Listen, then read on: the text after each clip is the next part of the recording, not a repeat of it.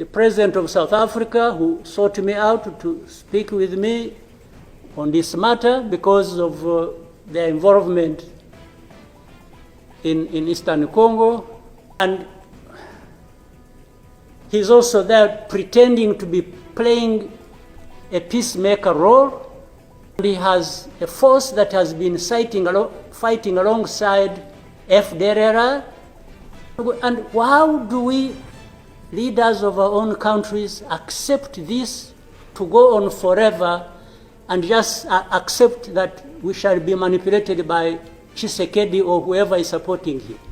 In South Africa dares even issue threats about what is likely to happen after that and so on and so forth. Of course, we will see what threats they are talking about. Crisis in Congo, Rwanda's role and President Kagame's involvement explained. The Democratic Republic of Congo is facing one of the world's deadliest conflicts. It only recently started to make global headlines. A crisis fueled by political instability, rebel groups, and alleged foreign interference. But how does Rwanda, and specifically President Paul Kagame, fit into this complex web? Today, we break down the hidden connections and the ongoing crisis in the heart of Africa.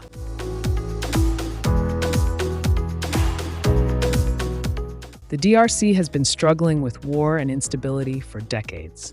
From the era of King Leopold's brutal rule to the post-independence chaos and the devastating Congo Wars, this country has been a battleground for power, minerals, and foreign interests.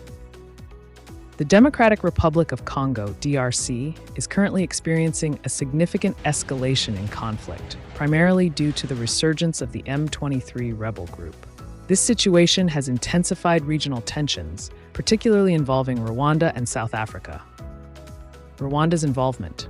Rwanda, under President Paul Kagame, has been accused of meddling in Congo's affairs for years.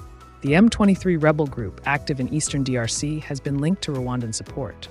Reports indicate that M23's recent offensives, including the capture of Goma, have been facilitated by Rwandan backing. Despite these allegations, Rwandan President Paul Kagame has consistently denied any involvement or interference, asserting that Rwanda is not supporting M23, but reports from the United Nations, human rights organizations, and even former Rwandan officials tell a different story. These are people who are not supposed to be in Congo, that these are from Rwanda, or the M23 are not Rwandans, please. These are Congolese, and one time he accepts it, then another time he says no, part of it is yes, and then the other part is from Rwanda, and these are he keeps on. And how do we, leaders of our own countries, accept this to go on forever and just accept that we shall be manipulated by Tshisekedi or whoever is supporting him? Rwanda's involvement in the First and Second Congo Wars. Rwandan forces helped overthrow former Democratic Republic of Congo leader Mobutu and later clashed with other rebel groups, securing influence in eastern Congo. Support for rebel groups, M23 and others. Recent UN reports allege that Rwanda backs the M23 rebels, who have been accused of war crimes, looting, and displacing thousands. South Africa's role. South Africa has taken a proactive stance in addressing the conflict in the DRC. The South African National Defense Force, SANDF, has been deployed as part of the Southern African Development Community, SADC, mission to support Congolese forces against M23 rebels. This involvement underscores South Africa's commitment to regional stability and its support for the DRC government. Tensions between Rwanda and South Africa. The conflict has led to heightened tensions between Rwanda and South Africa. President Kagame has criticized South Africa's military involvement, accusing the SANDF of collaborating with militias linked to the 1994 Rwandan genocide and threatening Rwanda's security. In response, South African President Cyril Ramaphosa has condemned M23's actions and implicated Rwanda in supporting the rebels, a claim that Kagame rejects. These developments have strained diplomatic relations between the two nations, complicating efforts to resolve the crisis in the DRC. The international community continues to monitor the situation closely. advocating for peaceful dialogue and a cessation of hostilities to prevent further regional destabilization. Economic interests, minerals and smuggling. Eastern Congo is rich in coltan, gold, and other minerals crucial for global tech industries. Many reports claim Rwanda benefits from the illegal trade of these resources. While politicians play their power games, millions suffer. Over 6 million people have died due to conflict-related causes, making this one of the deadliest crises since World War II. Yet, the world remains largely silent. What needs to happen? So what can be done? Many activists and experts call for a stronger international response, real peace negotiations, and accountability for all involved parties, including Rwanda. But what do you think?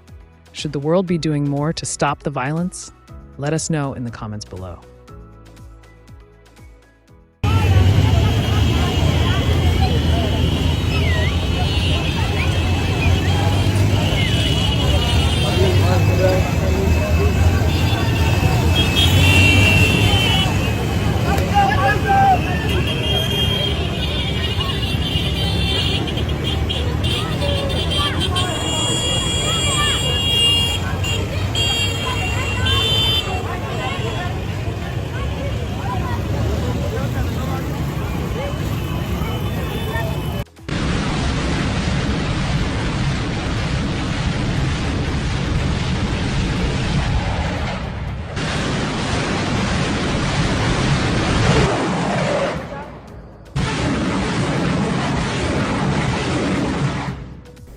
Maybe they should have done that exactly for which they have been issuing threats. They should have done it to clean up the mess in Eastern Congo, or to fight back those who have been trying to clean up the mess.